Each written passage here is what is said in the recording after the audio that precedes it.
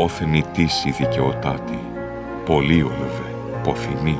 εξισότητος αήθνη της χέρουσα δικαίης, πάντιμε, ολβιόμοιρε, δικαιοσύνη μεγαλαυχής, οι καθαρές γνώμεσιν αΐτα δέοντα βραβεύεις, άθραυστος το συνηθώς, αΐ θράβεις γαράπαντας, όσοι μη το σον ήλθον υποζυγών, αλλά υπέρ αυτού πλάστιγξη, βριαρέσει, παρεγκλίναντες απλίστος, αστασίαστε, φίλοι πάντων, φιλόκομε, ερατινή, ειρήνη η χέρουσα, βίον ζηλούσα βέβαιον, εήγαρ το πλέον στη γέης, ισότητη δε χέρις, εν σίγαρ σοφίη αρετής τέλος εσθλών ικάνη,